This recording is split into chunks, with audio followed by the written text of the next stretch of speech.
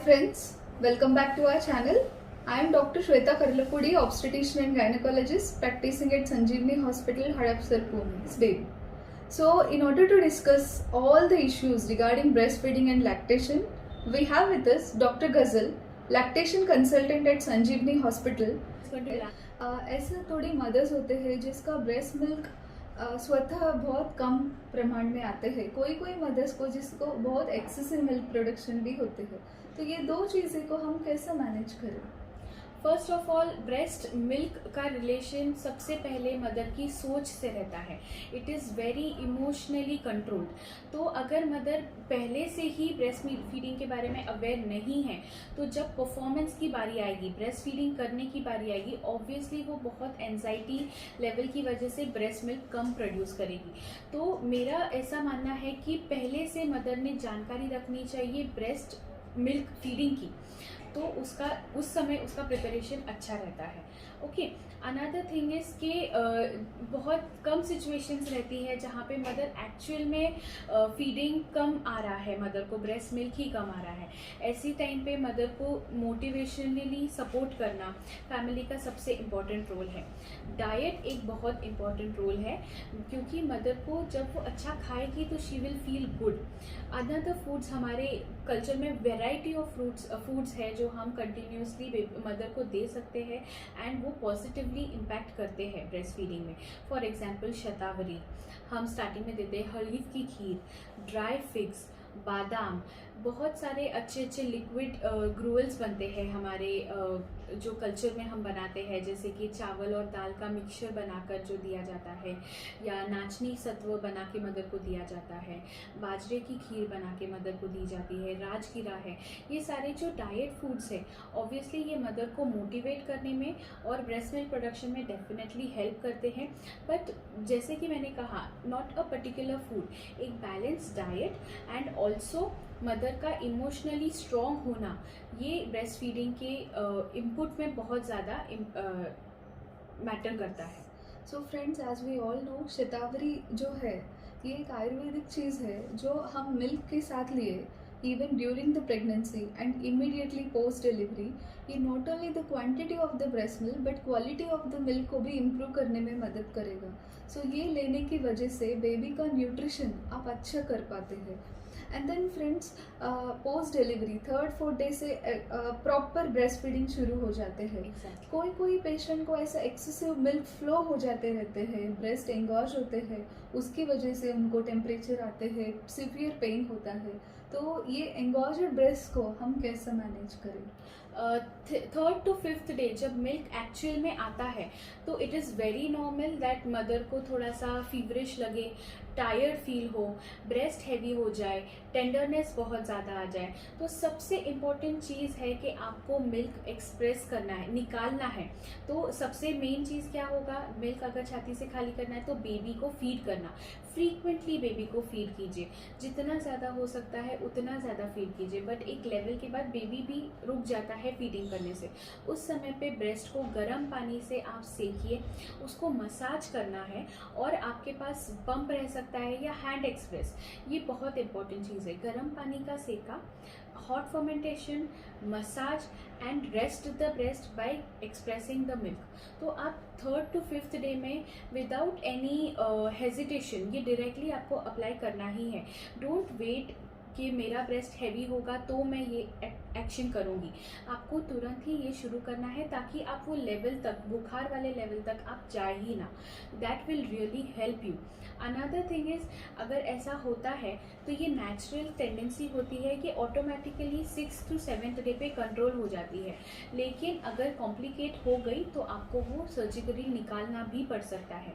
इसीलिए आपको repeatedly breast को खाली रखना है and most importantly breast feeding अच्छे से करना है. तो आपका ब्रेस्ट ऑब्वियसली कंट्रोल मिल्क बनाएगा एंड आपको ये प्रॉब्लम्स फेस नहीं होंगी. सो फ्रेंड्स, जैसे जैसे आपको एंगॉज ब्रेस्ट का प्रॉब्लम आते हैं, you have to act very quick and fast, ताकि ये हार्ड मास ना बने. जब वो थोड़े से एंगॉज हो जाते हैं, जब आप हॉट वाटर फर्मेंटेशन देके उसको मसाज करके बेबी को ब्रेस्ट फीड किया, नहीं तो उसको निकाल दिया है, तो इमिडिएटली ये इश्यू सॉल्व हो जाते हैं. एंड आप बहुत पेशेंट्स मुझे ये पूछते हैं, इन केस ये ब्रेस्ट में हार्ड लंप बन गया ब्रेस्ट मिल्क का, तो उस तरफ से मैं बेबी को फीड कर सकते हैं क्या, ऐसे क्वेश्चन पूछते हैं। ऑब्वियसली आप फीड कर सकते हो, सिर्फ आपको पोजीशन लेने में डिफ़िकल्टी हो सकती है और थोड़ा पेनफुल रहेगा, बट एक्चुअली आपको जहाँ पे इम्पैक्ट हुआ है, बहुत ज़्यादा तकलीफ हो रही, वहाँ से जल्दी ब्रेस्ट फीडिंग करना ज़रूरी है, क्योंकि बेबी के सकिंग से पावरफुल कुछ भी नहीं होता है। जब बेबी सकिंग करता है तो डीप टिश्यू का भी मिल्क एक्सप्रेस होके बाहर आता है, इसीलिए ऑब्वियसली वहाँ का आप ज़रूर बेबी को फीड करते रहिए। सो बेबी पीने से पेनलेसली वो मांस अपने आप कम हो अपने आप जाते कम हैं। हो सकता है। एंड कभी कभार लैचिंग का इश्यूज होता है, may be because of flat nipples, और मदर इतना कॉन्फिडेंट नहीं रहते हैं बेबी को कैसे लेने का, ये इश्यूज हम कैसे सॉल्व करें। First of all breast feeding का एजुकेशन लेना बहुत ज़रूरी है। इसका 3rd ट्राइमेस्टर में आपको प्रिपरेशन करना बहुत ज़रूरी है। ड्यूरिंग प्रेगनेंसी ही आपको अवेयरनेस होना चाहिए कि मुझे बेबी को पोजीशन कैसे करना है, कैसे लेना है। आपके गायनेकोलॉजिस्ट या आपके लैक्टेशन कंसल्टेंट से आप एक बार मिल लीजिए, आपके निपल्स दिखा दीजिए, ताकि आपको वो डेफिनेट एक एक्सरसाइज बता सके, आप डिलीवरी के टाइम पे वो रेडी रहे। ठीक है, अभी फ्लैट निपल्स या इन्वर्टेड निपल्स का क्वेश्चन सबको आ सकता है। ये एक एनाटॉमिकल स्ट्रक्चर है जिसको हम बदल नहीं सकते, तो ऐसी सिचुएशन में निपल शील्ड एक बहुत अच्छा माध्यम होता है जो हम ब्रेस्ट पे पहनकर बेबी को फीड कर सकते हैं। ये डायरेक्टली ब्रेस्ट फीडिंग जैसा ही होता है और बेबी उस पर अच्छे से पकड़ के ब्रेस्ट मिल्क पी सकता है।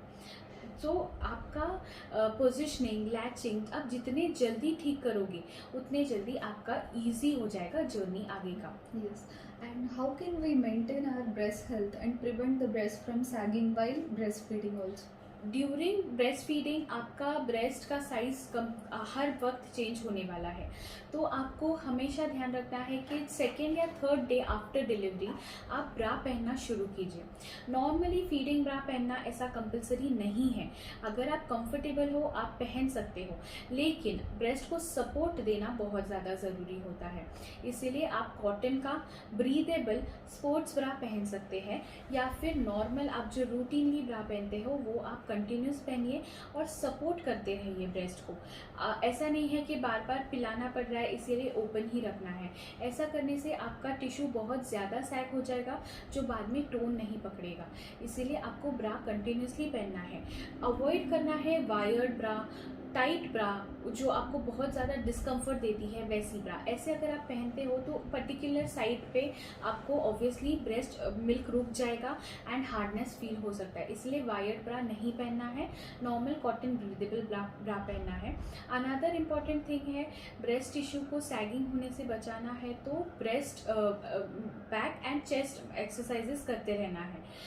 बैक एक्सरसाइजेज जो आपके फिजियोथेरेपिस्ट बताते हैं, या नॉर्मल शोल्डर रोटेशंस भी करने से आपका ब्रेस्ट टिश्यू बहुत हेल्दी रहता है। Yes. So the position while breastfeeding is very very important. Doctor गजल हमको at the end of the video all the breastfeeding positions clearly दिखाते हैं। एंड नाउ सपोज मदर को कोई भी कारण की वजह से sore throat, upper respiratory tract या यूरिनरी ट्रैक्ट इन्फेक्शन, कभी कभार फीवर आते हैं, मदर सिक होते हैं, उस समय बेबी को फीडिंग कर सकते हैं क्या? ऐसे बहुत क्वेश्चंस जब ओपीडी में आते हैं मुझे यूजुअली क्वेश्चन पूछते हैं। डेफिनेटली ब्रेस्ट फीडिंग किसी के लिए भी नहीं रुकना चाहिए, चाहे बेबी सिक हो या मदर सिक हो। Breast feeding is very important for natural immunity of the baby.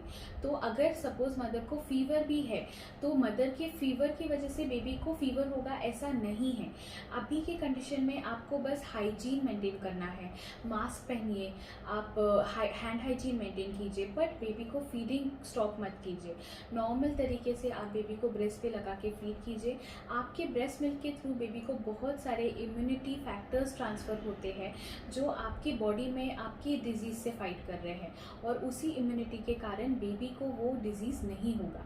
इसीलिए आप डेफिनेटली, आपको कोई भी तकलीफ है आप ब्रेस्ट फीडिंग कर सकते हो कंटिन्यूस। एंड बेबी को कितना मंथ्स या कितना ईयर्स आने तक ब्रेस्ट फीडिंग करना चाहिए? आइडियली अपर लिमिट कुछ नहीं है, जब तक मदर एंड बेबी कंफर्टेबल है, सिंक्रोनाइजेशन में है and baby voluntarily breast feeding करना चाहता है, डेफिनेटली आप बहुत दिनों तक ब्रेस्ट फीडिंग कीजिए, बट गाइडलाइंस WHO के हिसाब से आपको मिनिमम 2 इयर्स ब्रेस्ट फीडिंग करना चाहिए। 6 मंथ्स एक्सक्लूसिव ब्रेस्ट फीडिंग, यानी कि बेबी को ऊपर से कुछ भी नहीं देना है सिवाय मदर्स मिल्क के। उसके बाद आप धीरे धीरे उसको खाना शुरू कीजिए, पर ब्रेस्ट मिल्क को रिप्लेस मत कीजिए। आप खाना भी दीजिए और उतने ही टाइम ब्रेस्ट मिल्क भी दीजिए। 1 ईयर के बाद बेबी खुद की मर्जी से ब्रेस्ट फीडिंग लेता है, जब भी उसको याद आती है वो डिमांड करता है और वो लेता है। एंड उसके बाद 2 इयर्स तक, एटलीस्ट 2 इयर्स तक बेबी को मदर्स मिल्क मिलना चाहिए। अपर लिमिट कोई नहीं है, कोई कोई बेबी 3 इयर्स 5 इयर्स तक के भी ब्रेस्ट फीडिंग ले सकते हैं। जब हम बेबी को एक्सक्लूसिवली ब्रेस्ट फीड करने को बोलते हैं, जैसा from the birth till 6 months of the baby, उस समय कुछ एक्स्ट्रा न्यूट्रिएंट्स या विटामिन का ज़रूरत पड़ता है क्या? Definitely not. Mother's milk baby के लिए एक बहुत ही कंप्लीट डाइट है, तो एक्स्ट्रा न्यूट्रिएंट्स की ज़रूरत वैसे तो बेबी को नहीं है, बट बेबी का एक स्टेडी डेवलपमेंट भी ज़रूरी है। इसीलिए पीडियाट्रिशियंस के हिसाब से एंड पीडियाट्रिशियन के कम्युनिकेशन करने के बाद ही आपको बेबी को 2 टाइप के विटामिन देने पड़ सकते हैं। एक है vitamin D and calcium supplement. Calcium supplement आपके पीडियाट्रिशियन आपके बेबी का वेट देखकर डिसाइड करेंगे, वो आप उनके सलाह के हिसाब से ले सकते हैं, बट विटामिन डी वर्ष के 1 साल तक आपको लेना है बेबी के लिए। And one more thing, most of the patients ask me, पानी दे सकते हैं क्या नेवर। बेबी को 6 मंथ्स तक पानी की भी ज़रूरत नहीं है, बिकॉज आपकी मदर्स मिल्क में सब कुछ अवेलेबल है। सारा पानी, खाना, ऑल न्यूट्रिशन, फोर्टिफाइड न्यूट्रिशन, सब कुछ बेबी के लिए अवेलेबल है। एंड एक बहुत ही कंट्रोल्ड लेवल में जितना उसको चाहिए उतना ही अवेलेबल है, तो आपको ऊपर से पानी देने की बिल्कुल ज़रूरत नहीं।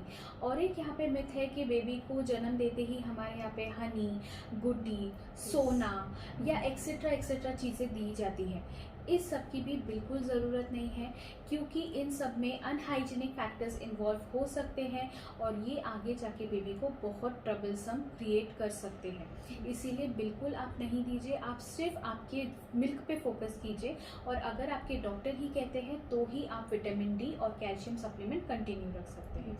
So friends, as you all know, mother's milk is the best food that you can give to the baby. ऊपर से कुछ भी देने का ज़रूरत नहीं है 6 मंथ्स तक। And I hope this video is very useful to you, and आपको पसंद आए हमारे वीडियो, आप प्लीज़ लाइक, शेयर एंड हमारे वीडियोज़ को सब्सक्राइब कीजिए, जस्ट टू एंकरेज अस।